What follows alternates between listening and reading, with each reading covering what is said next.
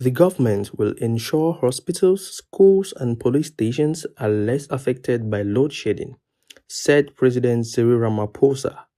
President Cyril Ramaphosa addressed the country's energy crisis on the sidelines of the United Nations Conference of Parties in Dubai, United Arab Emirates on Saturday. Now guys, before I get into the full details of this video, please do also subscribe to my channel, like this video, drop a comment, and do well to hit my notification bell not to miss out on any further updates. President Cyril Ramaphosa has reiterated the government's resolve to keep the lights on. This follows a Pretoria High Court order that Electricity Minister Ramok Gopa take all responsible steps by no later than January 31st to ensure public hospitals, clinics, schools, and police stations are not affected by load shedding. Ramaphosa said the government had noted the judgment handed down amid Stage 6 rolling blackouts this week. We want our schools and hospitals to have the requisite amount of energy. For us, it is a confirmation of our government program. We did say in the court papers that while that is our strategic objective, the issue of energy is affecting all of society, and there will be moments when we have load shedding that affects certain portions of society negatively, but we are going to take steps to make sure that hospitals, schools, and police stations are less adversely affected. Speaking on the sidelines of the UN Conference of Parties in Dubai, United Arab Emirates on Saturday, Ramaphosa said the government is addressing the energy challenges through the implementation of the Energy Action Plan.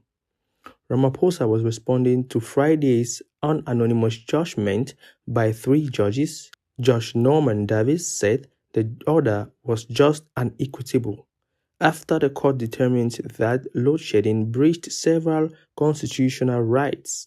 It was reported that the court also declared load shedding breached the right to human dignity, life, freedom, and security of the person to an environment that was not harmful to people's health and well-being, as well as the right of access to healthcare services, food, water, and basic education. A similar order was granted by the same bench in May, but it was directed at the Minister for Public Enterprises, Pravin Gordhan, who appealed against the order. Davis said in his judgment the minister's grounds of appeal had been that the order was alleged to be vague, that it was impossible to implement as the minister did not have the power to generate and supply electricity, that the order was not competent in law for the same reason that the order violated the separation of powers. Ramaphosa said, "The good thing is we are implementing it," that is the Energy Action Plan, together with various stakeholders including labor, government, and business. At a National Energy Crisis Committee level, we have been able to get all government departments to work together, so the plan is working. He said the government needs to deal with the weaknesses that are inherent in ESCOM.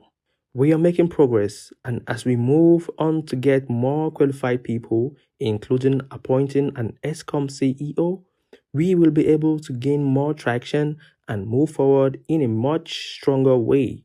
I am confident about that. Asked whether he was concerned about the slow pace in the appointment of ESCOM CEO and about Komati Port, where communities have been left behind in the transition from fossil fuels to renewable energy, Ramaphosa said, "The appointment of people at ESCOM is going to happen. And it is not only the CEO that must be appointed, but a number of people that must be put in key positions to reposition our energy generation company. The government will continue to take action to restructure ESCOM so that it's repositioned into 3 entities so that it operates more effectively," he said. "That I am certain about." On Komati Port, he said, "We have power stations that have reached the end of their lives, and these power stations, whether we like it or not, are going to close. It is just like a motor vehicle. Once it has reached the end of its life, it must stop. What we are seeking to do with power stations that have come to the end of their lives is to turn them around to see how best we can inject renewable energy and new life into them. And as we do that, we also take account of the workers who used to work at those power stations and the communities as well, and to do everything that we can to not leave anyone behind. This will always be the case, he said.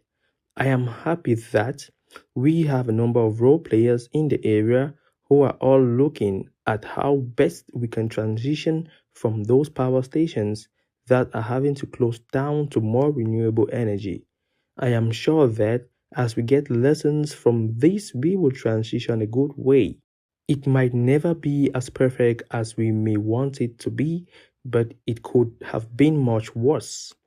Ramaphosa said during the climate change conference, South Africa presented its Just Energy Implementation Plan to UN Secretary General Antonio Guterres and the partners who have committed up to $8.5 billion in grants and concessionary loans. We are calling for more countries to participate as our Just Energy Plan requires much more money so that we can transit in a much more effective and just way, particularly when it comes to those communities that are going to be affected when we transit from fossil fuel resources of energy to renewables. He hailed the meeting as a success and downplayed the absence of key ministers such as Ramokgopa and Energy Minister Gwede Mantashe from the meeting, saying preparatory work was done in the cabinet and various clusters. This week, Ramokgopa received 170 million rands worth of power equipment, which included petrol and diesel generators, at the Eskom warehouse in Howick in KwaZulu-Natal. The 450 generators were delivered 3 months after the Chinese government pledged to donate the equipment to South Africa when Chinese President Xi Jinping visited the country for bilateral talks in August. Now guys, please do tell me what you think about the whole situation. Thanks for watching this video right up to the end, and please do also subscribe to this channel if you're new and hit my notification bell not to miss out on any further updates. Thank you, and I love you all.